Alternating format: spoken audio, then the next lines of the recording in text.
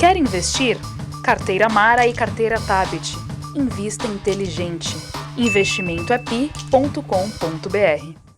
Olá, eu sou Antônio Tabet e este é o Segunda Chamada. 2019 está sendo um ano tão louco que agosto já passou e, pasmem, já é Natal na Líder Magazine. Isso mesmo, estamos em setembro e se o ano nem acabou e você já está no vermelho, prepare-se. Hoje, para piorar, tenho aqui comigo dois comunistas. Uma assumida, a deputada do PCdoB, Jandira Fegali, líder da minoria na Câmara, e um que, segundo os bolsonaristas, está mais para enrustido, o jornalista Carlos Andreasa. E, claro, a dupla que unida manja tudo de economia, comportamento e sexo tântrico, Mara Luque e Marilis Pereira Jorge. Sábado é 7 de setembro, dia da independência. E na sexta, dia 6, completamos um ano de outra data histórica, o dia da facada em Jair Bolsonaro. Você lembra onde estava, o que estava fazendo quando aconteceu? Tem deputado querendo criar data comemorativa. Depois da decisão que soltou Aldemir Bendini, a preocupação é com o efeito cascata, que pode afetar outros condenados na Lava Jato. Será que Lula já está preparando a voz para soltar o grito da independência? O PIB cresceu acima do esperado e a imprensa encheu as manchetes com a conjunção adversativa mas. Afinal de contas, a mídia é mesmo pouco patriótica quando o governo acerta?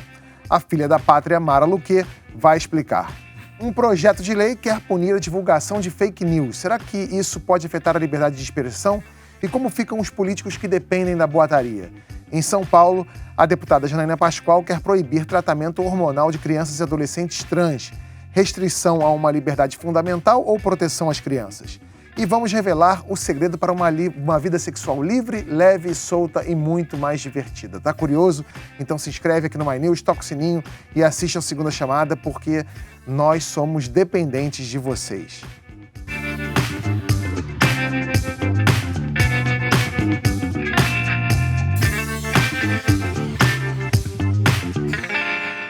Em 6 de setembro de 2018, esse dia mudou a história da eleição presidencial e, consequentemente, a do Brasil. Num evento em Juiz de Fora, no meio do povo, Adélio Bispo de Oliveira esfaqueou o então candidato Jair Bolsonaro.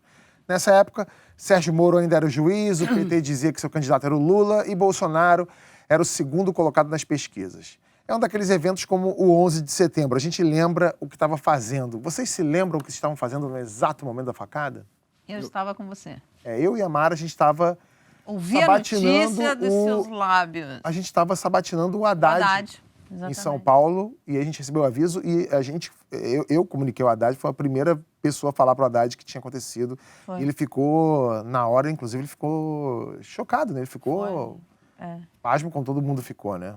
Eu estava numa reunião de trabalho, uma reunião editorial, quando a notícia chegou. E é engraçado, porque ela desmantelou a reunião, né? Tudo que havia sido discutido ali, que a gente estava projetando o futuro eleitoral, tudo voltou para um lugar anterior de incerteza, né? E a primeira questão era a gravidade da facada, né? Quais eram as consequências daquilo. Me lembro claramente, posso lembrar exatamente como se fosse hoje a perplexidade geral. E você, Marilis? Eu estava dentro de um carro na Dutra, numa viagem, ouvi pelo rádio, e depois fiquei sem sinal no rádio, que foi meio desesperador, nem no celular, não sabia o que tinha acontecido, até porque nas primeiras horas, as primeiras notícias eram que não tinha sido tão sério, né? Um dos filhos do... Flávio. O Flávio tinha dito que... Tinha sido superficial, foi tinha sido superficial, que estava tudo bem, só depois é que a gente veio entender a gravidade do acontecido. E você, deputada? Eu estava em atividade de campanha, né, que era candidata a deputada federal, e a notícia veio e na hora, o sentimento foi muito nítido, né, de que aquilo ali mudaria o processo eleitoral. Ali ficou nítido que o processo eleitoral teria mudança clara naquele momento. A influência daquele episódio, e ao mesmo tempo um sentimento de que algo de muito ruim teria acontecido, porque toda violência num processo eleitoral é muito ruim. Ninguém queria que aquilo acontecesse, mas ficou nítido também que aquilo viraria o jogo na eleição. Aquilo ali foi análise imediata. Você teve essa sensação que aquilo ali mudaria o jogo naquele momento? Eu tive a sensação que mudaria o jogo naquele momento, porque é óbvio, né? Porque a violência daria uma vitimização imediata, que aquilo obviamente seria utilizado. E ficou muito chocante, mas porque... Mas ele corria ainda risco de morte ali naquele momento. Mas essa não era a informação. Não era a informação inicial é de que era um atentado. Demoraram algumas horas. Que não era tão grave assim, mas que aquele episódio certamente seria utilizado no processo. E quando depois ele começou a correr riscos e cirurgia e tal, você ainda ficou com essa sensação de que mudaria o jogo eleitoral ou que poderia ser realmente alguma coisa mais grave? Não, a gravidade nunca ficou muito clara, porque as informações de dentro dos... Eu sou médica, né? Mas a informação de dentro nunca era muito nítida, né? Mas sempre a informação é de que estava sob acho que tem outra coisa controle, aí. Acho que né? a deputada não, segundo eu entendi, a gravidade da facada, e foi grave, né? O sujeito ficou sob risco de morte mesmo, importaria pouco na percepção eleitoral do fato. Quer dizer, eu tendo a discordar disso da seguinte maneira: eu acho que ele foi beneficiado menos pela vitimização e mais pelo fato de ter ficado fora do processo, do debate público. Eu acho que são as duas coisas, na verdade. Eu acho que ali teve as duas coisas. Primeiro, todo mundo ficou chocado com o episódio. Ninguém queria aquilo, ninguém é a favor de violência no processo eleitoral. Acho que isso é muito ruim, ninguém quer isso. Nós queremos o debate. Sim, porque poderia ter acontecido com qualquer Lógico, um dos candidatos. Quando você tem um atentado de um lado, pode ter do outro. Primeiro, a acusação, quer dizer, quem fez, como aquilo surtiria como acusação, inclusive à esquerda, alguém dizendo que foi uma coisa mandada pela esquerda, uma coisa absurda, né? Primeiro isso. Segundo, o risco de vida, que não estava claro, mas que podia ocorrer. Também ninguém queria ganhar por WO ou ganhar uma eleição pela morte de um adversário. E a gente vinha de uma eleição em que você teve a morte trágica do Eduardo Campos. Exatamente. E terceiro, quer dizer, o fato do Bolsonaro não falar era a melhor coisa para ele. Porque ele fugia dos debates e naquele momento o silêncio Como dele... a gente vê agora, né? Era, obviamente, a grande possibilidade dele ganhar uma eleição era não falar. Mas né? Você sabe... Então, tudo isso, quer dizer, o episódio em si, por qualquer razão, era uma possibilidade de virada do jogo. Que eu acho que, considerando o fato de que o Lula foi judicialmente tirado do processo eleitoral, considerando exclusivamente o fato facada, atentado, eu acho que o Bolsonaro ganharia de qualquer maneira. Uma vez o Lula estando fora do processo eleitoral, eu acho que a facada não foi eleitoralmente... Eu entendo tudo isso. E ele foi beneficiado por não ter participado do debate, não ter sido exposto. Mas eu acho que tudo se encaminhava para que ele vencesse a eleição sem o Lula. O Lula seria um elemento competitivo grande, ganharia de qualquer maneira. Eu acho que o atentado precipitou a maturidade de votos que seriam dele de qualquer maneira. Eu não afirmaria isso. Eu não afirmaria, apesar de que é muito difícil em dizer hoje, né, com o jogo jogado.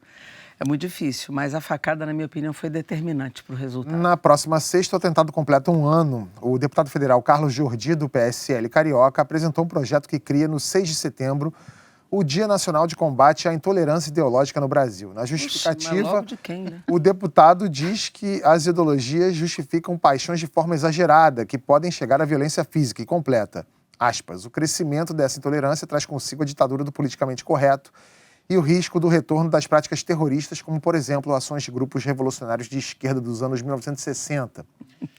Eu, pessoalmente, sou a favor de qualquer manifestação contrária a qualquer tipo de intolerância, ainda mais ideológica. Mas esse projeto aí do deputado parece que ela só mira a intolerância de um lado, né?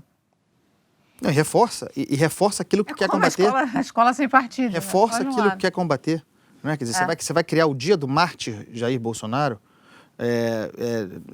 Não faz sentido. E aí, para que o sujeito foi eleito deputado federal?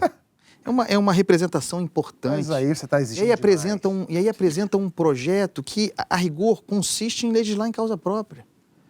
Legislar para o seu grupo político. Quer dizer, quer combater uma determinada ideologia, que se pode combater no ambiente da política, e nesse sentido a palavra combate não serve, disputar o terreno político, tudo bem. Agora, a imposição de um dia, em função desse episódio trágico, lamentável, bárbaro da facada, Gente, é jogar para a torcida, né? Você faz uma lei que vai agradar aqueles eleitores que são mais ferrenhos ali, causa uma comoção, as pessoas acham que aquilo deve ser feito, mas assim, o que a gente vê no dia a dia é que os próprios deputados do PSL são pessoas que instigam essa polarização, essa intolerância. A gente vê os posts, tudo que se fala é contra a esquerda, contra o PT, toda a culpa... Mas isso tem nos dois lados, né, Marilis? Mas a gente vê isso acontecer todo dia, inclusive do próprio presidente que já tinha que ter descido do palanque. Os anúncios que ele vai fazer hoje de manhã, ele estava já anunciando alguma coisa aí sobre o governo, é sempre fazendo algum tipo de comparação com os governos passados. Assim, ele não descola do passado, ele não consegue colocar os pés no presente e fazer o que ele deveria fazer, que é governar para todos os brasileiros. Então, assim, a polarização deveria acabar pelo presidente, para depois atingir você tem no Congresso hoje projetos que o PSL pode se manifestar a favor da intolerância, apoiando alguns projetos que são contra a intolerância, enfim. Deixa eu dar alguns. Primeiro, eu acho que um projeto como esse não passaria, é minha opinião, né? Porque hoje você tem um campo de esquerda que tem em torno de 130 votos, você tem um campo de centro, vamos dizer assim, um centro e centro-direita, que é bastante amplo, e você tem um grupo do PSL ali que tem 50 deputados.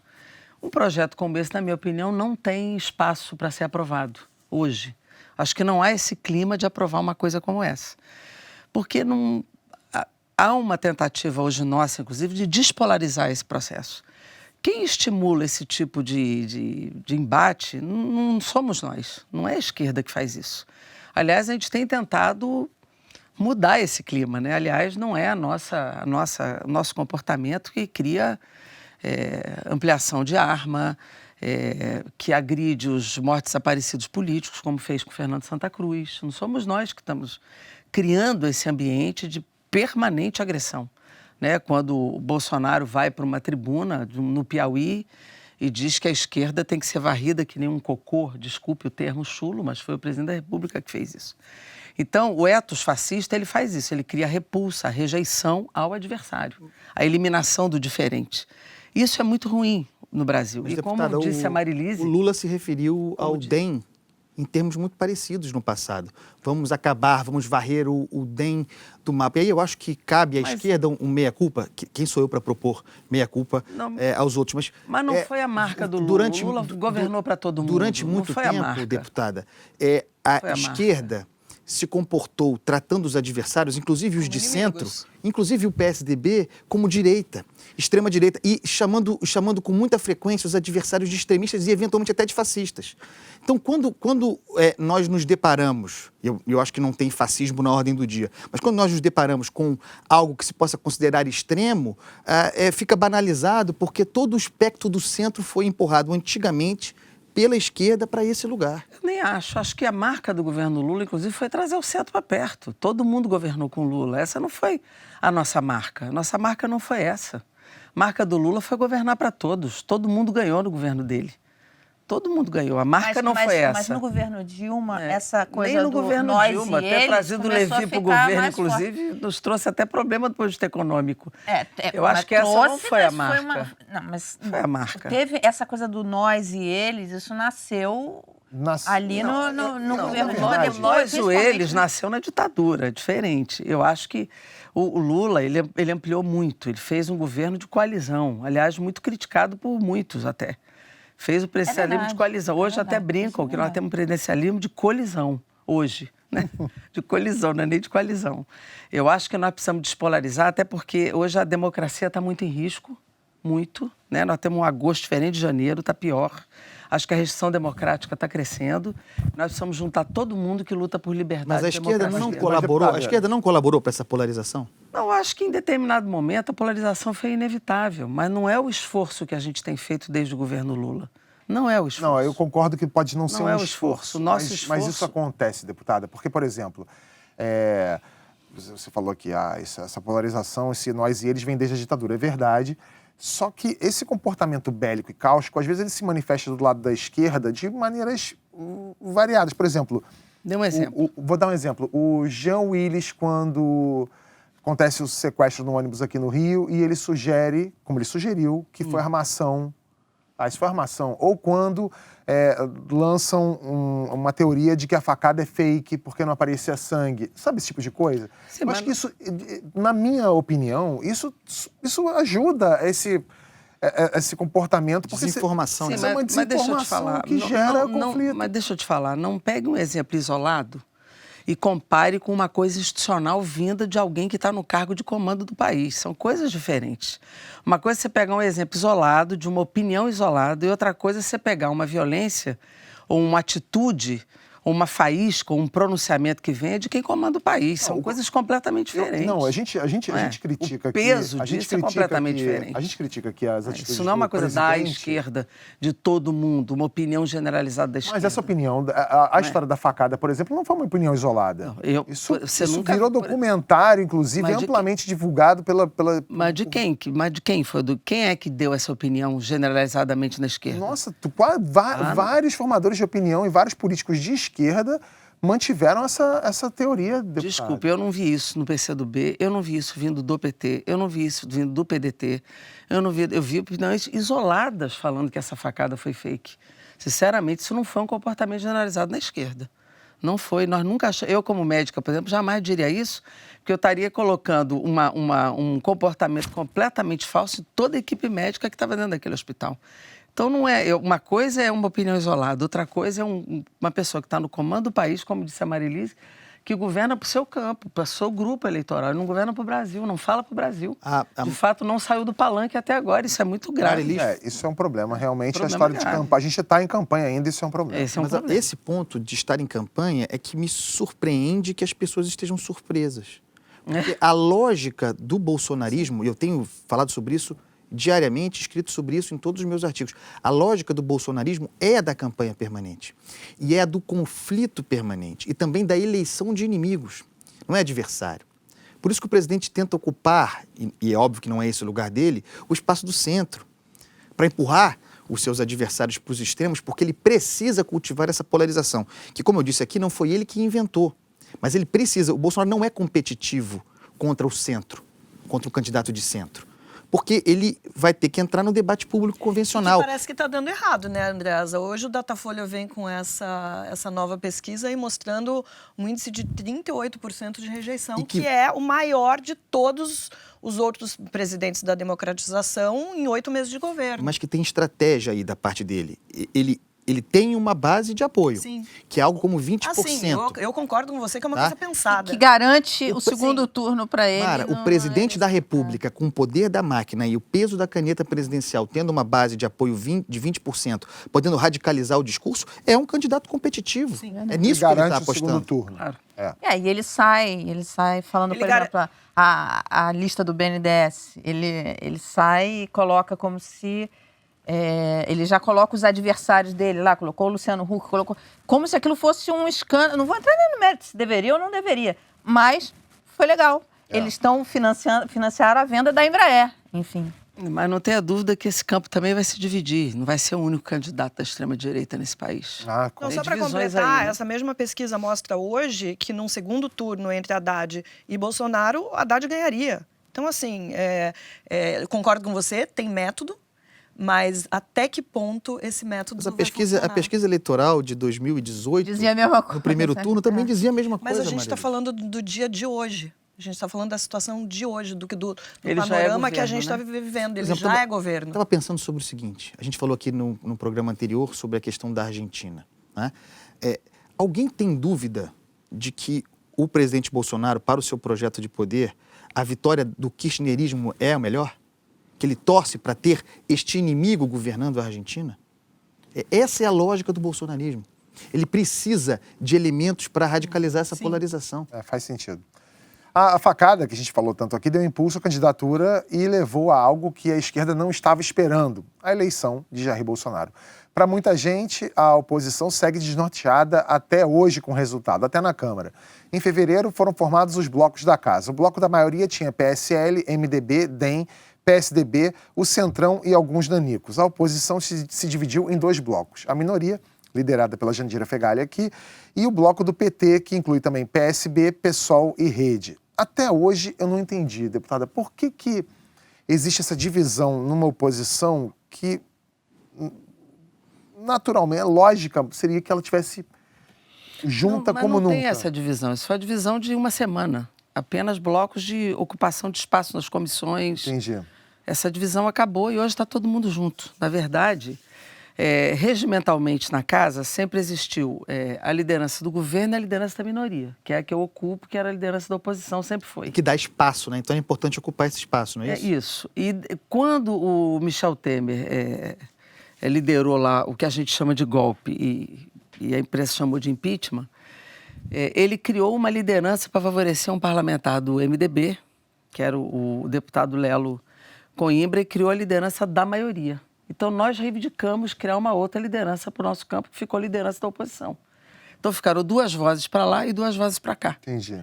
Então, ficou a liderança da minoria, que sempre foi a liderança da oposição, ou do campo menor do que a maioria, e a liderança da oposição. E lá ficou a liderança do governo e a liderança da maioria. Então, são 2 vozes ocupando aqui e 2 vozes ocupando lá. Mas, na verdade, aqui a liderança da oposição está atuando junto, com 2 vozes, e lá ficou um campo com 2 vozes também. Mas agora está atuando todo mundo junto. Na verdade, eu organizo a oposição e a liderança da oposição que está atuando junto também. Na verdade, nós estamos atuando absolutamente unificados dentro da Câmara Federal. Posso fazer uma pergunta para Claro. a deputada? Claro. Que é relativamente à questão do Lula, né? E ao slogan Lula livre.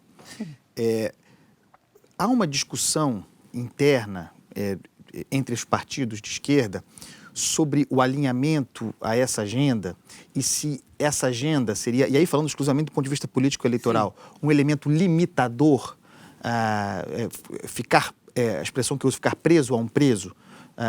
Essa discussão acontece dentro das esquerdas, chamemos assim? Não, o que nós, pelo menos assim, do ponto de vista meu e do ponto de vista da minha análise, eu acho o seguinte, a bandeira Lula livre, ela não unifica todos, né? Mas também não é uma bandeira só do PT, é uma bandeira da democracia brasileira. Porque se nós compreendemos que Lula não teve um julgamento, ele foi condenado sem provas, eu acho que as divulgações do Intercept demonstram isso. Na verdade, ele foi abduzido do processo eleitoral por um projeto de poder e não por um processo jurídico justo, né? Um julgamento justo. Ele merece, de fato, um julgamento e não aquele. Então, a bandeira Lula livre, ela repõe o Estado Democrático de Direito. Então, não é uma bandeira só do PT e não deve ser, é uma bandeira da democracia brasileira. Agora, ela não unifica, a esquerda não pode se restringir a esta bandeira, mas também não pode abandoná-la. Então, lutar pela liberdade de Lula é uma luta da democracia brasileira. Agora, obviamente, a luta da esquerda não pode se restringir ao Lula livre. Tem outras questões que a esquerda... Mas essa luta pela democracia... E que devem estar no jogo. Então, a luta pela democracia não é só lutar pela liberdade de Lula. Tem outras lutas e outras bandeiras que nós devemos incorporar, mas também não podemos abandonar a luta pela liberdade de Lula, porque é uma luta justa e é uma luta também do Estado Democrático de Direito. Mas acho que aí é que vai a pergunta do Andreasa, se me corrija se eu estiver equivocado, mas... Lutar pela democracia é lindo, maravilhoso. Lutar por processos democráticos, lindo, maravilhoso. Mas quando a bandeira é Lula livre, não personifica demais uma luta e não impede com que outras lideranças de esquerda apareçam? É isso que eu estou dizendo. Que é o que a gente não tem visto. Outros nomes surgirem e passarem a ser opção para um eleitor que hoje está... Não, mas eu não estou falando do Lula como candidato. Isso é outra coisa. Não estou falando do Lula como candidato à eleição de 2022. Eu estou falando o direito dele estar livre. Isso é uma bandeira de que ele tem direito a um julgamento justo. Mas, deputada, será que o eleitor entende outra coisa isso? É ele ser candidato. Não sei nem se ele quer ser candidato em 2022. Esse não é o debate. Nem se ele poderá. É isso que eu estou dizendo. Eu estou falando o seguinte, lutar pela liberdade de Lula é uma bandeira que nem o PT pode abandonar. Mas será que o eleitor entende essa questão da liderança, né? Será que o eleitor entende essa diferença de uma bandeira ou ele, na verdade, fica confuso achando que, para a esquerda como um todo, o único candidato possível ainda é Lula? Eu acho que a gente consegue separar essas coisas se conseguir mostrar que há outras candidaturas também. Quais são as lideranças? Por exemplo, o Flávio Dino esteve aqui com vocês. Flávio Dino é um possível candidato a presidente? Na minha opinião, sim. E é um candidato capaz de unificar muitas forças? É. Então, eu acho que a gente precisa trabalhar um campo hoje de atuação e de lideranças que surjam no cenário político brasileiro, né? Mas nós não podemos negar que Lula é uma grande liderança, a maior liderança popular. O PCdoB navegaria algo inédito? Pretende navegar eleitoralmente em 2022 separado do PT? Ter um projeto próprio eleitoral? Porque, historicamente, isso é uma crítica que se faz ao PCdoB, como uma espécie de satélite do petismo e do lulopetismo.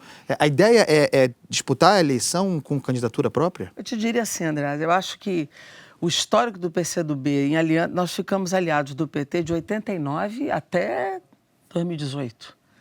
E não achamos que fizemos errado. Eu acho que foi correto, porque nós vivenciamos o getulismo no Brasil, vivenciamos o lulismo no Brasil, que foram fenômenos sociais fortes, populares, e Lula, de fato, é a maior liderança política desse país, no mundo, olhando para o Brasil.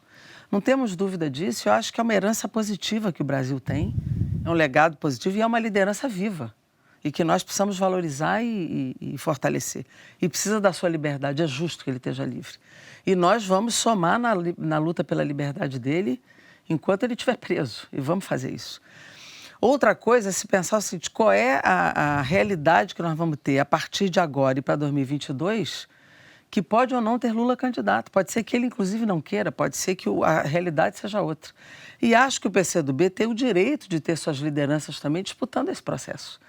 Então, eu acho cedo para se falar em 2022, mas não é tarde para dizer que nós podemos ter um Flávio Dino candidato a presidente. O próprio Lula enxerga isso. Então, o próprio Lula conversa sobre isso. Você tem o Flávio Dino, Camilo Santana no Ceará. Você tem lideranças. O PDT tem seu nome, que é o Ciro Gomes. O PSB pode ter seu nome. Mas a gente está falando aqui de dois... Flávio Dino, que teve aqui... Flávio Dino é um fortíssimo candidato, que é do PCdoB. E são políticos de esquerda, mas que têm... que conversam, que têm... não está polarizando, enfim, e tem proposta, teriam chances de emergir como lideranças da esquerda, novas lideranças da esquerda. Com certeza. Mas isso não está sendo abafado por estar...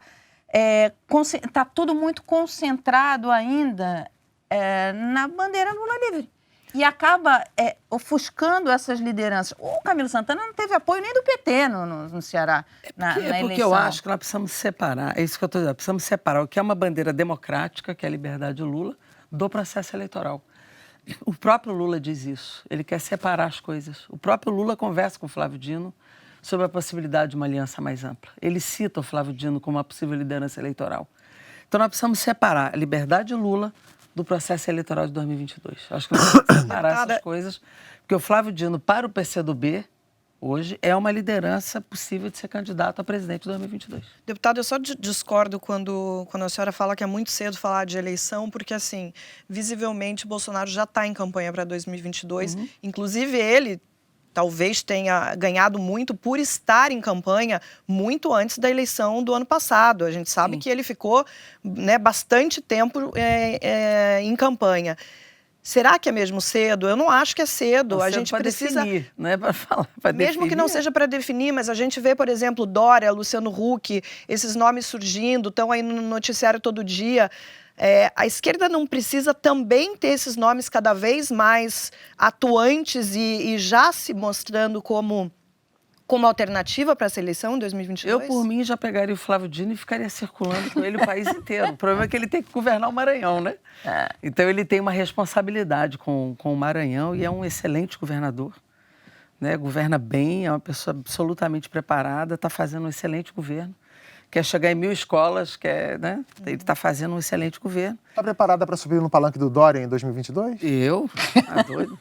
Dória e Bolsonaro, segundo turno. Nossa Senhora, pelo amor de Deus. E aí? Não me traumatize, não. Eu quero sair daqui Luciano Huck e Bolsonaro no segundo turno. Luciano Huck e Bolsonaro no segundo turno. Não faça uma desgraça. Não, mas é uma escolha. Possibilidades. Você está falando em defesa da democracia. Sim. E você se refere ao Bolsonaro, eu não concordo, mas como um fascista. Luciano Huck contra Bolsonaro. Você não acha que o Bolsonaro tem um ethos fascista? O fascismo tem um... Você vê alguma coisa muito positiva assim no Bolsonaro? Não vejo. São coisas diferentes. O fascismo ele tem um conceito. ethos fascista. Fascismo é um conceito histórico, Sim, tem um lastro. Eu acho que tem Não, ele não consegue nem ser porque ele não tem, talvez, essa competência. tem atos de natureza fascistoide e é um ímpeto autoritário, autocrático Muito, permanente. com certeza. Isso eu sempre falo. Mas, deputada, essa pergunta eu vou voltar a ela. Segundo turno, Luciano Huck versus Bolsonaro. Rapaz, que pergunta difícil essa. Mas eu acho que é difícil pro Bolsonaro, viu? Então, apoiaria o Luciano Huck. Sorriso dele, que felicidade me ouvir dizer isso, né? Não estou apoiando ninguém, não sou político. Mas não faz Olha, sentido? faz sentido a pergunta, claro. Então, eu acho até que Mas Dória... eu acho que o povo brasileiro não nos levará a esse Eu acho que drama, não. Dória e Bolsonaro Acho que ainda nós teremos competência para chegar no segundo turno, pelo campo de centro-esquerda, pelo menos, ou esquerda-centro. Mas o Luciano Huck, ele se coloca No campo centro-esquerda. centro-esquerda. E não só ele, eu já vi alguns analistas políticos... Porque a gente... Ele vai para a cidadania, Mas né? será que ele é o vai ser antigo candidato PPS. mesmo? Exatamente. Eu diria que ele está fazendo tudo direitinho para isso. Fala aí, Tabet, você que é amigo dele. Eu apostaria que sim. Nunca falei com ele sobre isso, mas se eu tivesse... Olha, eu conheço pouco o Luciano Huck, nunca tive com ele, assim, nunca conversei com ele. Só vejo ele em programa de televisão. É que eu acho que o Brasil merece alguém que tenha trajetória política, tenha estofo político, tenha algum vínculo com a política, de fato. Há 30 anos de Nós temos deputado, o Bolsonaro, trajetória deputada, essa com uma coisa, trajetória política. Não, trajetória vínculo política séria, e olha né? isso daí. Tô falando trajetória política séria. Eu acho que esse negócio de substituir a política pela técnica ou pelo outsider... Bolsonaro se elegeu dizendo que era antissistema, antipolítica. Sim. É assim, esse discurso... E colou, né? Foi um Pois discurso que colou. As pessoas esqueceram uma que ele pergunta? teve 28 anos de parlamento, um deputado absolutamente irrelevante. Eu fui deputada com ele esses 20 anos. Ele era irrelevante, ninguém prestava atenção no que ele dizia, quando dizia alguma coisa. E ele se elegeu com o discurso da antipolítica, o discurso do antissistema. Então, esse discurso que eu acho ruim. Né? Então, a figura do Luciano Huck é a figura do outsider da política. Eu não acho isso bom. Mas acho que ainda está aberta essa janela. Esse é o problema. Essa janela do outsider ainda está aberta. Eu sei, pois é, mas é isso que me preocupa. Eu queria fazer uma pergunta, deputada. Nada contra ele, porque eu não tenho nada, não conheço, não tenho nada pessoal contra ele. A minha preocupação, por isso eu digo, eu não quero isto para o Brasil, é porque eu acho que a gente precisa de alguém que tenha vínculo, raiz com o povo, raiz com a política de fato vinculada ao povo. Muitos analistas políticos já estão colocando o Luciano Huck na centro-esquerda. Que ele viria... Ele iria para o Cidadania, que é o antigo PPS. Exatamente. E tal. A decisão partidária é algo que vai ter que ser... vai ter impacto sobre o caminho dele. Mas eu queria voltar na questão do Lula. Sim. Pelo seguinte, a senhora falou duas vezes. Primeiro, Lula merecia um julgamento justo. Em outro momento falou Lula em liberdade. Sim. São duas coisas diferentes, né? Quer dizer, a sua defesa, e eu falo individualmente, é pela liberdade do Lula, a revelia de um novo julgamento, a anulação desse processo, ou por um novo julgamento justo conforme o ordenamento legal?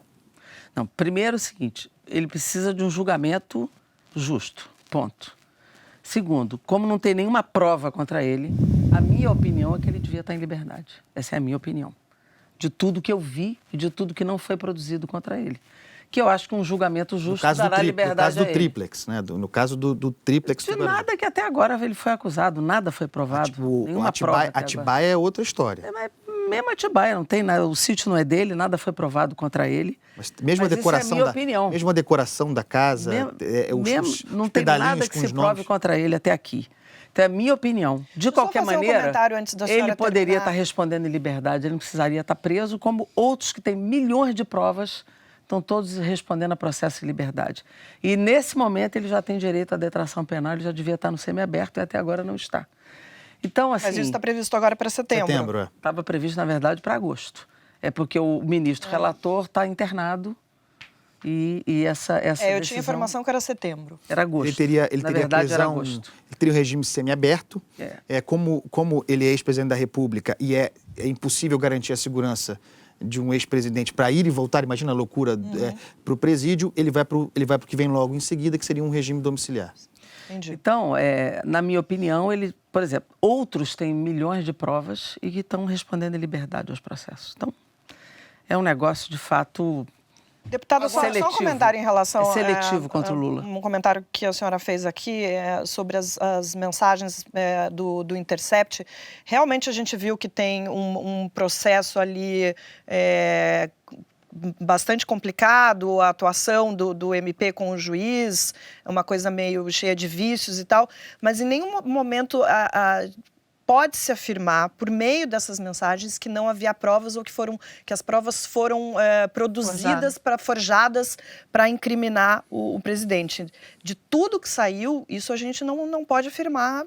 Ah, pode, Marilise, desculpe. As provas em relação às provas? Não, na verdade não se produziu prova nenhuma contra ele. Esse é que é o problema. Até o depoimento de uma mulher sobre o triplex, o Moro foi buscar para ir para a imprensa para tentar dizer que era uma prova contra ele. Ele foi forjar uma testemunha. Isso está na primeira divulgação. Na verdade, um juiz que se associa à acusação não podia estar nem no caso. Segundo, não era para estar em Curitiba. Isso era para todo o processo devia estar em São Paulo. Terceiro, Porque ele está associado... Não teria a ver com a Petrobras, é isso? Nada. E ele está associado permanentemente com a Procuradoria, com a Força-Tarefa da Lava Jato. Isso é um escândalo. No mundo inteiro, esses dois eram para estar presos, na verdade. No mínimo, suspensos de suas funções. Então, eles forjaram o tempo inteiro com a imprensa, com testemunhas falsas, com jogadas de mídia, com tudo. É um escândalo. Olha, o que já saiu já é muito grave, não precisaria sair mais nada, na minha opinião. Não, eu acho... O julgamento tem questões aí, realmente. TRF4, olha, quando o Supremo negou aquele habeas corpus, 19 minutos depois tinha pedido de prisão. Foi a coisa mais recorde que eu já vi. Ah, não, eu já passei por um recorde maior, mas isso eu conto fora do ar. É um recorde, 19 tem um recorde minutos, maior, comigo tem um recorde maior. Decretar a prisão do Lula. Você acha que esse negócio do Bendini, do STF anular a sentença do Bendini e agora todo mundo vai acabar chamando o VAR em algum momento, isso pode ajudar o Lula, não pode, Andreasa? Tabet, eu acho que sim, e acho que é uma discussão importante que a sociedade brasileira precisa fazer. Eu tenho muitas críticas, e não é de hoje, à lei de delação e também à lei de leniência. Eu acho leis ruins. Um dos pontos é não associar este avanço ao Código Penal. Porque no Código Penal que nós temos, que é da década de 40, acho que é 47, se eu não me engano, você tem o réu. Só tem um tipo de réu. Ponto final. Com o surgimento da delação premiada, você tem um réu qualificado. Você tem o réu que não delata e você tem o réu delator. O réu delator se associa à acusação. Estou levantando uma questão aqui, para formar opinião. O réu delator se associa à acusação. Ele vai acusar o outro réu. Será que ambos réus, nessa condição, podem fazer as suas alegações finais ao mesmo tempo? Ou ao réu que não é delator, cabe esperar a palavra daquele réu que o acusa para apresentar a sua defesa? E foi com base nisso que o STF contesta. E é uma discussão muito importante, sim, muito interessante que precisa ser feita. Na verdade, nós precisamos regulamentar a delação. Porque olha só o que acontece. Você está falando do réu delator. Muitas vezes não é nem réu. Ele é preso por uma denúncia que não tem nenhuma prova. Uma preventiva qualquer. Ele é, às vezes, conduzido coercitivamente. E ele é preso, que vale como uma tortura, porque uma pessoa é presa sem nenhuma prova. Ele é denunciado, é um denunciado. Aí ele vai para a mídia, a reputação dele vai para o chão. Pode ser um empresário, que não tem nenhuma culpa no cartório aí na história. Ele vai preso, fica preso, enquanto ele não fala, ele está preso. É o caso do Palocci. Seja o Palocci, seja o Léo Pinheiro, seja o da Odebrecht, seja lá quem for. Não estou aqui o caso do Palocci, personalizando ninguém. O caso do Palocci é muito significativo, porque é o seguinte, ele negociou durante muito tempo com o Ministério Público. Ficou claro naquele processo que havia inclusive uma disputa de poder entre Ministério Público e Polícia Federal. O Supremo deliberou para ver quem podia fazer delação premiada. O Ministério Público deixou claro, e as conversas vazadas pelo Intercept corroboram isso, que a delação do Palocci era inconsistente, que ela tinha falência probatória, falta de provas. A Polícia Federal entrou na história e negociou longamente com Antônio Palocci. Uma coisa que sempre me chamou a atenção é o seguinte: o delator é alguém que está ferrado. né, que é investigado ou acusado, e que delata outro, muitas vezes não investigado, para se safar, para se dar bem. Mas ele tem que ter prova. Quanto tempo? Muitas vezes a não. delação. Muitas vezes não. E por quanto Esse é o tempo? problema. Por quanto tempo e quantas vezes um delator, que é essa pessoa, pode reformar a sua delação? Sim. Quer dizer, uma Mas coisa, ele só se tem que ter um beneficia limite. da delação premiada se for provado. Não, esse é Não. o Ele problema. ganha Não, este é o problema. Não É a regula- pode delatar, na minha opinião, não poderia valer preso, não poderia homologar sem que a prova esteja, de fato, ali comprovada. Mas hoje vale, e vale quando eles querem que valha. Não, o que mais me intriga... Quantas vezes essa fórmula só vale quando o Ministério E aí, Público e aí quer chega uma hora ou que você quando fala a- assim, vamos pensar na que cabeça não de um pode. cara, Isso do cara que é um não pode. bandido, está preso, delatando. E diante da possibilidade de ter liberdade ou diminuição da sua pena.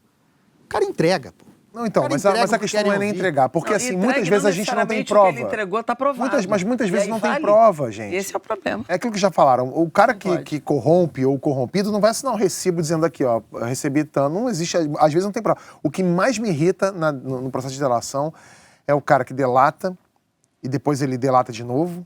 É isso. Depois ele corrige a delação o- dele. É o que o Graça está falando. Esse é o Olha, problema. deixa eu O falar, cara tem que... que Ele ter cria uma sigilo da estratégia. delação. O Roberto Youssef foi um profissional da delação.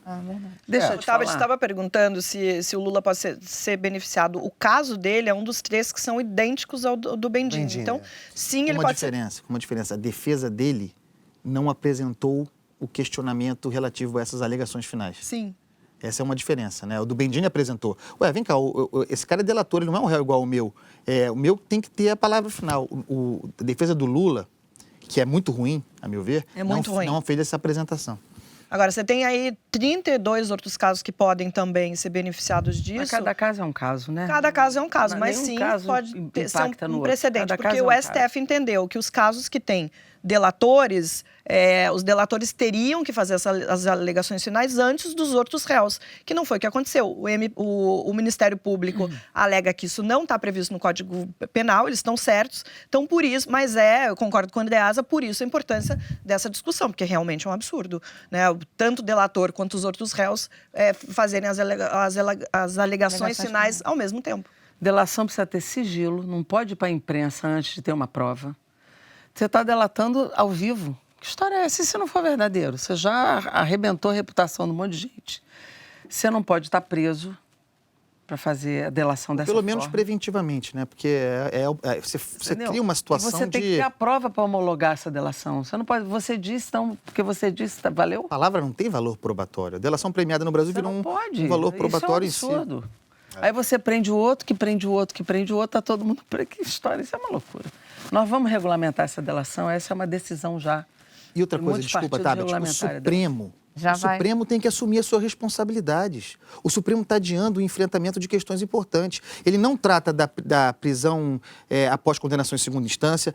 Essa questão tem que ir para o plenário, eles têm que resolver. Tem um monte de bola quicando. A suspeição do Moro está quicando e não Também se acho, resolve. também Quer dizer, acho.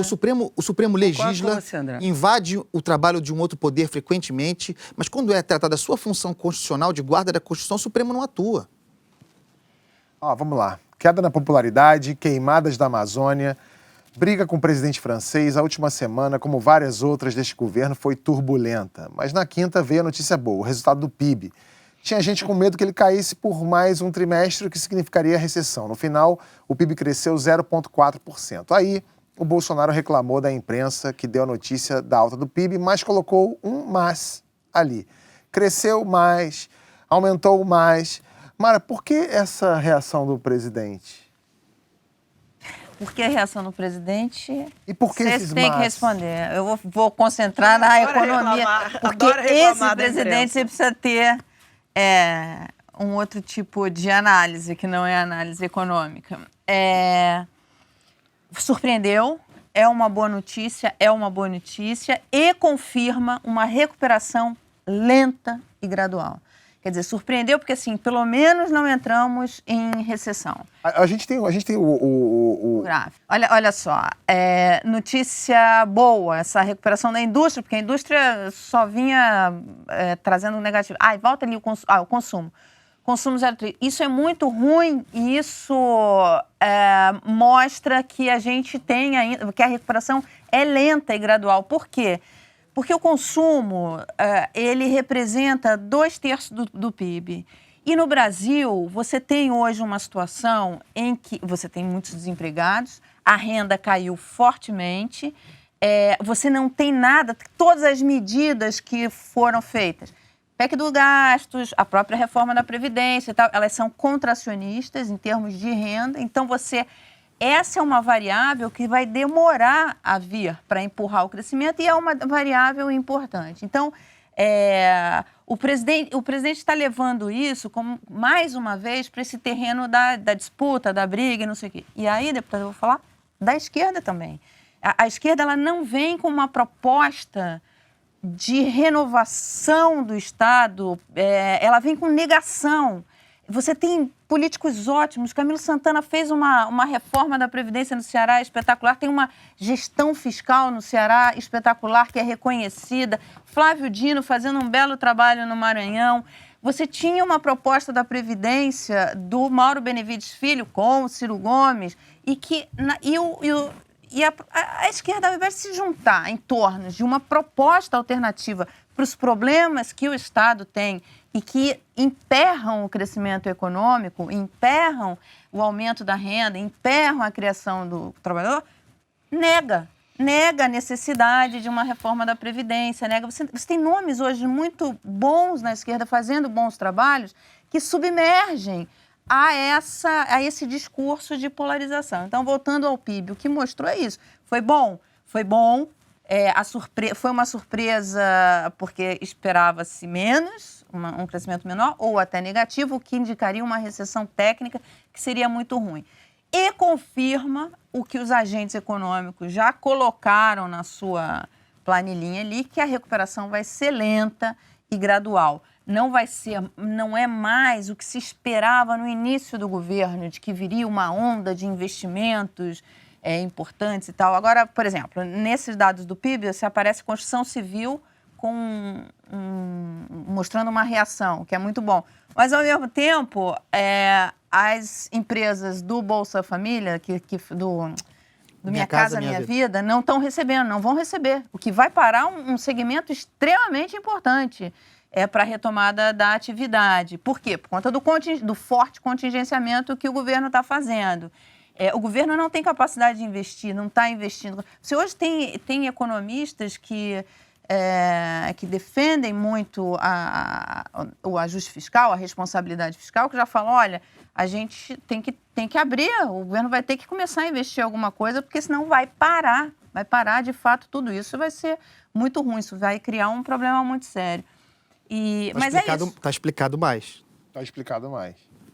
Mas quando ele entra, quando ele coloca isso, tá vendo? Tá tudo às mil maravilhas, é um tiro no pé dele, porque não tá às mil maravilhas. Não, na verdade, o que ele reclamou é que a imprensa, quando vai dar uma boa notícia, a imprensa, a tradicional imprensa, pro Bolsonaro, quando vai dar uma notícia boa, sempre, sobre o governo dele, sempre coloca um mais depois. Foi essa a reclamação dele. Mas ele, toda vez que ele vai dar notícia boa do governo dele, ele também faz da pior forma possível. Mas, Mara, o que eu acho é que ele não faz isso... Eu até estava conversando com o Garrone aqui antes de começar o programa, é que ele não... Com a Marilis também. Ele não faz isso porque ele realmente acredita que existe uma má vontade. Eu não acho, não. Eu acho que ele faz isso para acabar, para pisar nos veículos que já estão mal. O jornal impresso, por exemplo, que é um dos inimigos de trincheira dele. Para colocar em xeque a credibilidade. Exatamente. Ele quer, assim, esse governo, o presidente tem a postura de palanque, de bater em alguns inimigos que ele tem ali ticado. Então, assim, sempre que ele puder, ele vai dar uma porradinha jornal impresso. Ele alimenta o discurso de que a imprensa está contra, está torcendo contra, que, enfim... Outro inimigo dele é a Rede Globo. Eventualmente ele vai dar uma porrada na Rede Globo. Daqui a pouco ele dá uma porrada aqui em alguém. Ele tem alguns inimigos, os moinhos desse Don Quixote, que ele volta e meia... A manchete era a mesma quando o Lula era presidente, quando a Dilma era presidente. Exatamente. Mesma manchete.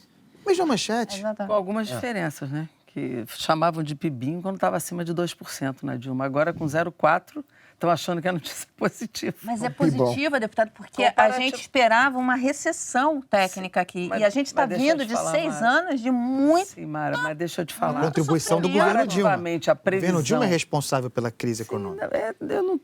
Nós temos críticas à política econômica do último ano da Dilma, dois últimos anos da Dilma. Nós tivemos, inclusive, aquela desoneração ampla. Nós fomos contra aquilo, achamos que aquilo também não daria resultado. Não é essa a questão. O problema é que a gente tem que compreender... Primeiro eu vou responder essa questão da esquerda que você colocou aí em relação à Previdência.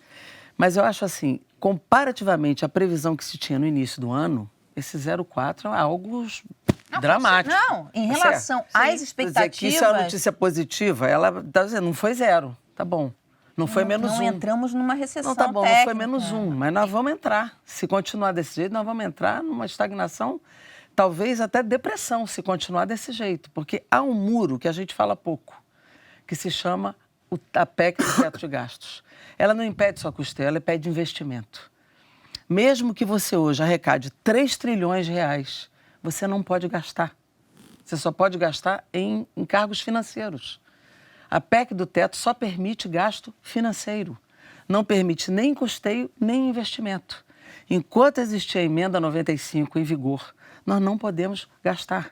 Esse é um problema grave do Brasil. Isso está na Constituição por 20 anos. Então, nós precisamos mudar isto. Nós não podemos gastar nem investimento. Isso é uma trava que nós temos na Constituição. Mas, deputada... Essa é a primeira questão. Quando ela coloca o teto... Não vou nem defender a PEC do gasto. Eu estou argumentando o seguinte. O país tem um problema fiscal seríssimo. E mas a PEC do gasto veio mas o problema fiscal. por conta desse problema fiscal. Não, mas isso não exige isso existe em nenhum lugar do planeta. Isso não existe Constituição em nenhum lugar do mundo. Isso não na exige Constituição.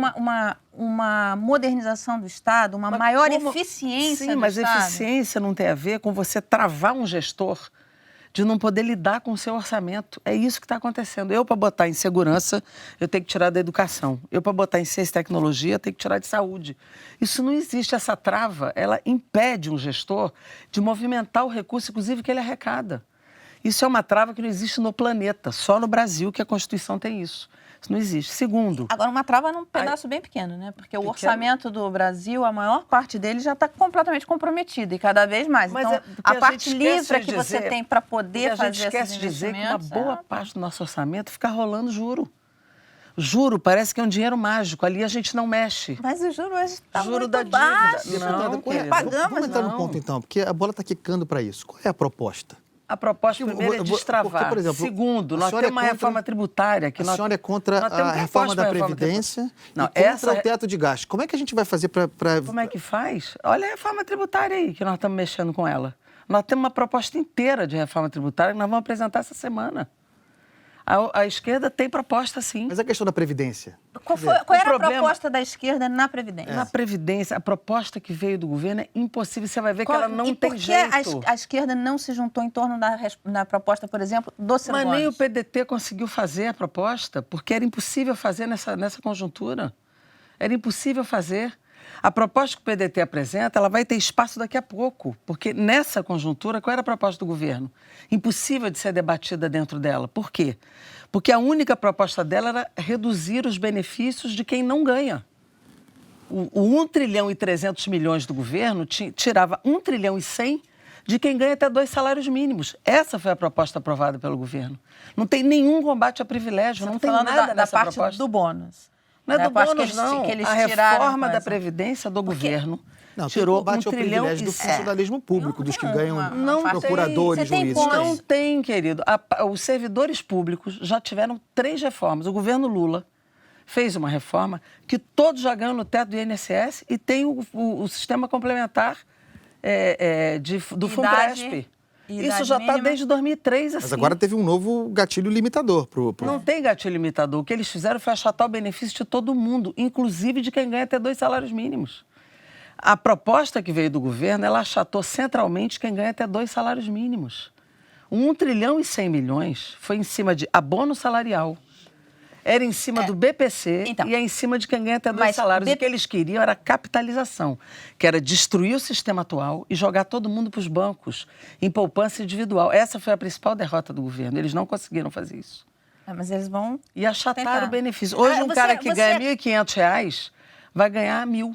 Você é contra... Essa é a economia que eles fizeram. Claro que tem que ser contra isso. Você é contra o sistema de capitalização? Sou contra. Por que você acha... Como complementar, não. Hoje ele já existe. Por que você acha... Como complementar, ele já existe. Nós não somos contra isso. O que eu não posso é botar sistema de capitalização destruindo o atual sistema de seguridade de quem ganha até o teto. Quem ganha até o teto hoje tem que ser preservado como sistema de seguridade. Esse é o que nós defendemos. Mas isso estava na proposta do PDT, por exemplo. Do sim, Mauro mas Benevides, essa não teve lá. espaço. Essa não teve espaço. Essa nós botamos para discutir. Essa nós falamos para eles. Quer discutir essa parte? A gente discute como discutir o sistema de capitalização complementar regulamentando isto. Isso nós não fomos contra debater. Nós fomos contra substituir o atual sistema público de seguridade inteiro para a capitalização. Porque era isso que eles queriam. Substituir o atual sistema pelo sistema de poupança individual. Foi essa a derrota principal do governo e do Paulo Guedes. Agora, o sistema complementar, ele já existe e nós não somos contra. Mas na proposta se estabelecia, assim como acontece no Chile, uma faixa em que essa faixa... O Chile foi a desgraça do sistema de seguridade. Olha, a gente teve a presidente Michelle Bachelet, que é uma pessoa de esquerda.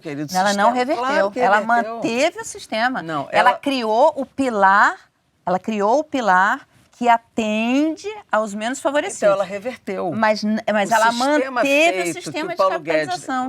Mas já tem no Brasil o sistema de capitalização, então, mas esse é o A gente vai ter que ponto. fazer um programa para vocês discutirem a Previdência. Eu já estou fazendo Deixa eu aqui. te falar, é porque você Mara e acusou a Jandira esquerda de discutem negar. a Previdência. Então, deixa eu te dizer... Porque negou, que não essa precisa. Mas essa reforma nós fomos precisamos contra ou não mesmo. precisamos de uma reforma da Previdência no Brasil? De jeito nenhum. Nós não precisamos. As De contas jeito públicas nenhum. precisam, Mas as não contas tem públicas problema. não estão mal por causa da Seguridade Social. Eu te afirmo e te provo Não é a isso. Seguridade. Vamos falar da Eu tô falando da Previdência. Seguridade. Nós estamos falando da Previdência. Uma Previdência está dentro os da benefícios. Seguridade. Isso daí não atrapalha o Não orçamento é o problema do governo. Brasil hoje. Te afirmo e te provo isso. Te afirmo e te provo.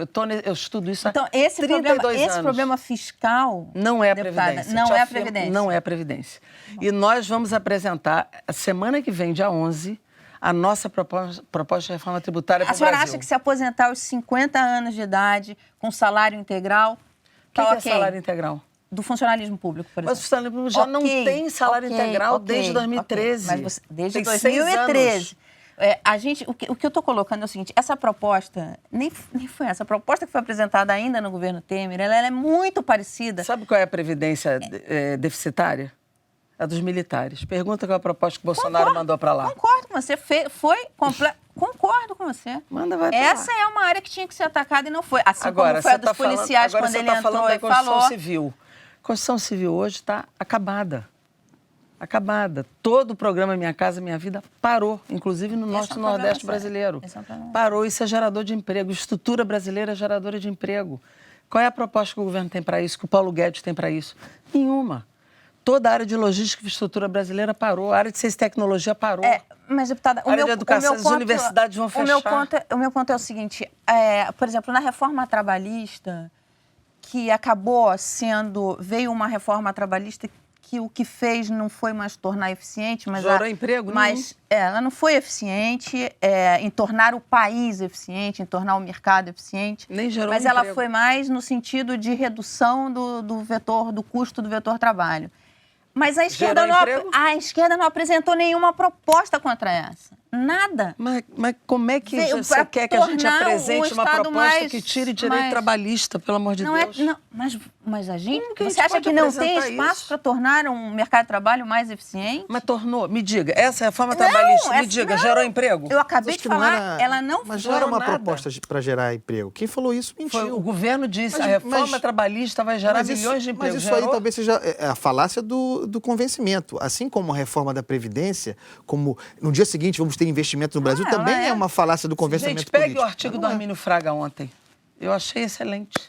Ele dizia o seguinte, a instabilidade política e a estrutura econômica brasileira, como se apresenta, não vai gerar nenhum investimento no Brasil. Não, mas Então, isso- Precisamos de uma nem de dentro reforma. e nem de Então, fora. Mas isso precisamos não é de o uma Armínio reforma Fraga. do Estado. Isso não é o Deixar Armínio o Fraga. Estado mais Isso é uma eficiente. Ninguém é obviedade. contra o Estado ter eficiência, mas a proposta que vem é a destruição do Estado. Essa é a diferença. Ok, deputada, mas o nosso ponto é exatamente Nós topamos esse. Mas discutir por tudo, que não colocou? desde Por que que não tenha- existe uma proposta, então, para isso? Mas é porque eles não Uma acham proposta importante. para- Mas Me como parece não que acha importante? Nós achamos. A reforma da da Previdência... Nossos governos fizeram várias reformas. A questão da reforma da Previdência nós estamos falando, no final das contas, de gasto. O Lula fez reforma. A gente vai ficar dependendo eternamente de arrecadação para poder investir? Nós vamos atacar o problema dos gastos? Mas quem é que disse que é contra atacar os gastos? Quem é que disse que é contra a reforma de arrecadação? Eu acho que é uma questão de prioridades aqui. Um lado enxerga que vem de um lado, outro lado enxerga de outro. A tributária seria... Eu acho que a tributária deveria ter vindo primeiro. Essa bandeira é nossa há muitos anos. Há muitos anos. A reforma tributária devia vir primeiro do que a da Previdência. Para o mudar governo completamente de achata os assunto, benefícios vamos. e depois diz assim, pega R$500 de fundo de garantia uma vez. Isso é ridículo. Isso é ridículo. Eu achato os benefícios permanentemente e digo, agora você pega R$500 ali para injetar na economia. Isso é ridículo, sinceramente. A Bia está aqui no meu ponto, gritando assim, pelo amor de Deus, vamos mudar de assunto. Tá bom, Bia, a gente vai mudar de assunto, a gente vai mudar de assunto radicalmente. É que ele é complexo e é estimulante.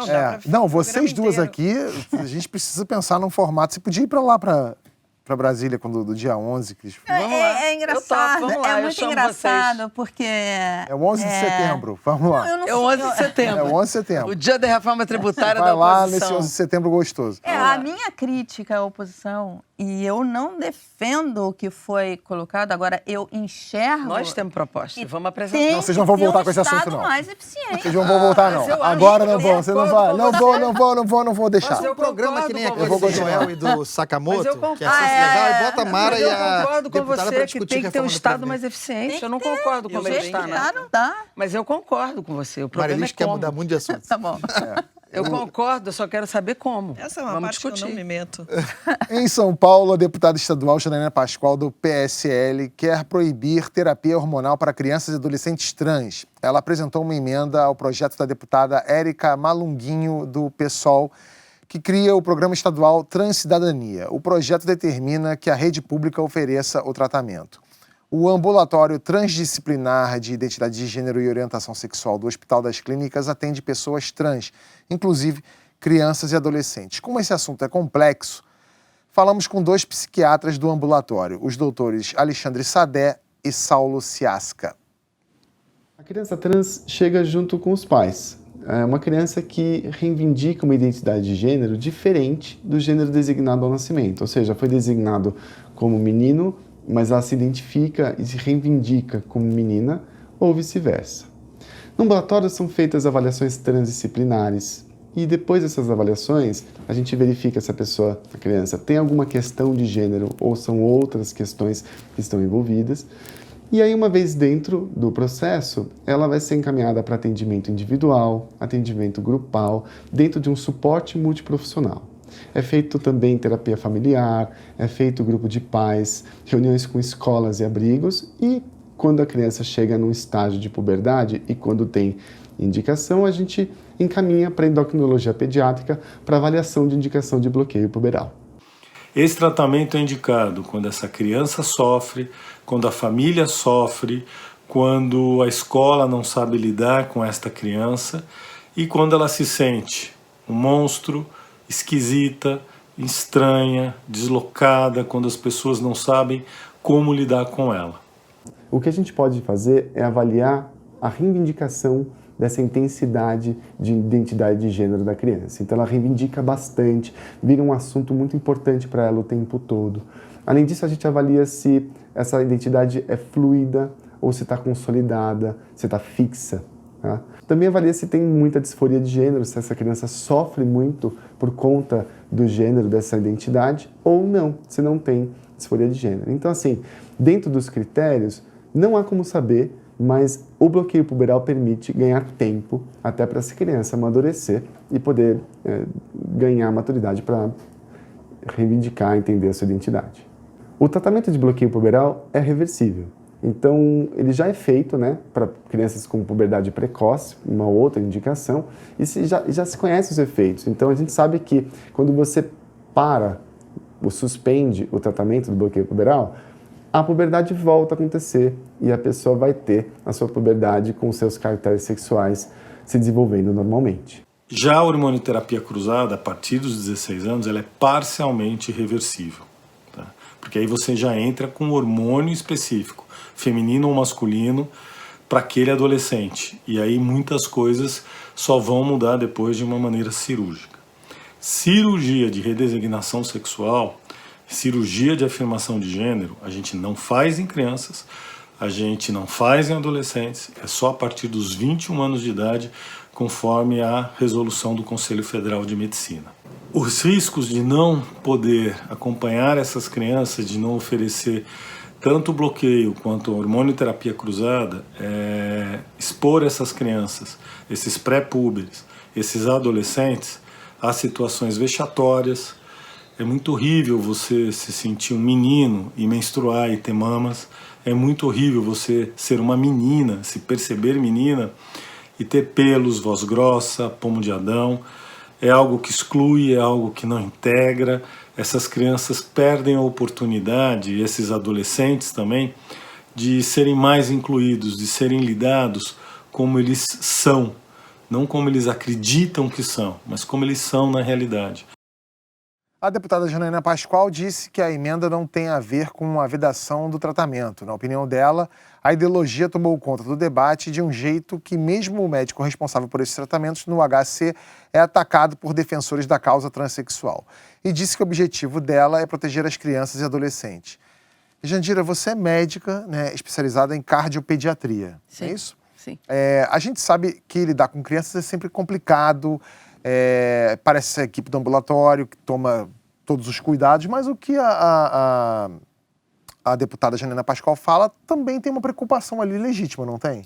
Não, eu acho que a preocupação dela pode ser legítima, mas eu acho que Não em relação à ideologia, mas em relação ao fato sim. de... Sim, mas você veja que a entrevista dos dois profissionais mostra que é muito criterioso, né? Você vê que a preocupação é muito criteriosa e se preocupa com a inserção, se preocupa tecnicamente com o processo e, ao mesmo tempo, com a inserção dessa ou desse indivíduo no ambiente em que ele vive. Então, a questão da transexualidade, da identidade de gênero, que não tem nada a ver com orientação sexual, a identidade, Sim. ela é muito importante. Então, eu acho que precisa, de fato, dar esta liberdade, a possibilidade do tratamento hormonal, porque você se sentir fora do contexto, se sentir uma pessoa desinserida é uma coisa muito ruim. Então, eu acho que é correto dar a liberdade de tratamento. Essa criança ela é acompanhada, o público é acompanhado, o adolescente é acompanhado, os pais, a família participa. Eu acho fundamental que dê a liberdade desse tratamento, porque é a forma de inserção mais correta para que essa identidade se consolide. Acho Agora, fundamental. como é que é essa questão, Marilise, em relação ao período em que esse jovem ou essa jovem, ele parte para esse processo? Olha, eu entendo a preocupação da Janaína, mas eu acho que não faz o menor sentido porque isso já é proibido por lei. As crianças e adolescentes não podem passar por essa cirurgia. Agora, esse trabalho que eles fazem no Hospital das Clínicas é maravilhoso. O Alexandre Sadé é um profissional excepcional, que inclusive tem tanto conhecimento de causa que às vezes sim é atacado de um lado que deveria entender as coisas que ele coloca, como por exemplo, ele fala a questão da transexualidade atinge menos de 1% da população. É muito bom que a gente esteja falando sobre esse assunto, que cada vez mais a gente esteja falando sobre isso. Quebrando preconceitos. Quebrando preconceitos, mas por outro lado, e foi por isso que ele foi atacado quando ele deu uma entrevista para o UOL, ele dizendo que isso também tem um problema de modismo. Você pega, por exemplo, adolescentes que estão numa fase de muitas questões, de muitas incertezas, de problema de pertencimento. E às vezes ele acha que ele às vezes ele acha que ele tem um problema que ele não tem. Mas por que é importante esses adolescentes procurarem esse serviço do Hospital das Clínicas? Como a Jandira falou, tem um procedimento muito técnico, criterioso, e durante esse procedimento, o que pode acontecer é que esse adolescente que acha que é transexual vai descobrir que na verdade não é. Ele só é um homem mais feminino ou uma mulher mais masculina? E é uma das coisas que o Sadé fala, que hoje, por exemplo, por conta desses estereótipos, desses padrões de beleza que a gente segue e aceita, uma menina que é um pouco mais masculina ou um menino que é afeminado, ele começa a pensar que talvez ele seja transexual. Dentro desse procedimento do HC, muitas vezes ele vai descobrir que ele não é. Ele simplesmente não está dentro de um padrão de beleza da sociedade que ou de é vigente, ou de né? comportamento que é vigente. Então, assim, o trabalho que eles fazem é excepcional, é necessário, a gente não precisa de mais uma lei. O que ele fala... Ele pode ser um homossexual e não ser trans. Exatamente. Quando você começa a fazer a transição hormonal e passa por uma cirurgia de redesignação sexual, aí sim é uma coisa mais que precisa ter muita certeza. Esse jovem adulto, né, isso só se faz depois dos 21 anos, tem que estar muito certo de que vai fazer isso, porque a reversão disso é muito mais complicada. Pois é. Mas tem que permitir, tem que garantir. Sim, o adolescente, a criança que tem essa questão em casa, precisa ter acesso à informação, a atendimento, quando não é a um acolhimento que acontece dentro, que é uma equipe multidisciplinar, que vai poder dar todo o acolhimento que essa criança, esse adolescente precisa. É um atendimento, né? Não, e os pais são fundamentais nesse processo. Sim, isso não acontece de uma hora para outra. Por isso que é importante a gente tirar esse tabu. Eu acho que é importante sempre falar sobre tudo. A gente tem que falar o máximo que puder sobre todos os assuntos, para todo mundo ser muito bem informado. E também não imaginar, né, na fantasia errada, que é assim, um garoto de 14 anos que tem dúvidas, ele vai chegar lá no HC e vai sair de lá mutilado. Não é isso que acontece. Não, imagina. Mas é que, né? Mas é isso que pensa. E quanto mais a gente fala, maior é o preconceito e maior é a possibilidade da violência também, né? Sim. Eu fico muito triste quando eu vejo, por exemplo, no parlamento, quando parlamentares agridem e geram violência, porque uma pessoa pública, ela tem que reduzir o preconceito e não aumentar, né? Porque nós somos o país hoje que mais mata e mais tem trans-LGBT-fobia. Nós somos o país que mais mata uma série de... Mas a gente tem muita dificuldade. Nesse campo, a agressão e o assassinato é elevadíssimo. Nesse caso aí, o primeiro olhar que eu acho que a gente tem que ter e é impossível se colocar nesse lugar, mas fazer um esforço de entender que esse é um processo muito dolorido. Sim. Sofrido. É muito sofrido, tá? E a gente... ponto. E o segundo e o brasileiro tem muita dificuldade com isso, é muito bonito como discurso, mas na prática, o respeito à liberdade individual, alheia, né? Tem a questão da criança, e para mim ficou muito claro ali, é um assunto que eu não domino, né? Como quase todos, aliás. Mas, assim, tem a questão da criança, que precisa ser acompanhada, porque está em formação, mas os critérios ficaram muito bem definidos. E tem, uma vez chegando à idade adulta, 21 anos, o respeito à liberdade individual, né? Claro. Então, acho que é uma discussão importante. É isso aí. Porque, às vezes, por trás de preservar, tem um preconceito, né? Claro, muitas vezes. Tem que proteger, mas, no fundo, é a não aceitação da existência do trans, né? Não, a gente vê, né, com esses depoimentos né? dos médicos que isso já está acontecendo. Esse cuidado existe, ele é possível, as pessoas podem ter acesso. Então, assim, você não tem que dificultar e criar uma discussão absolutamente desnecessária sobre esse assunto. Isso aí. Bom, na semana passada, a Andreasa reclamou que não tinha pauta de sexo no programa. E como eu prometi no começo, aqui vai o segredo para ter uma vida sexual mais agitada. Use emojis. Isso mesmo. Quem usa emojis em conversas online tem mais chances de ter o primeiro encontro, um segundo encontro, um beijo e, naturalmente, de transar. Segundo os pesquisadores do Kinsey Institute, a entidade americana que estuda sexo, gênero e reprodução, o emoji ajuda muito a transmitir informação afetiva aos potenciais parceiros. Uma carinha cercada de corações aqui, um ursinho panda ali, uma berinjela para os mais saidinhos, são mais eficazes do que palavras e facilitam a conexão íntima.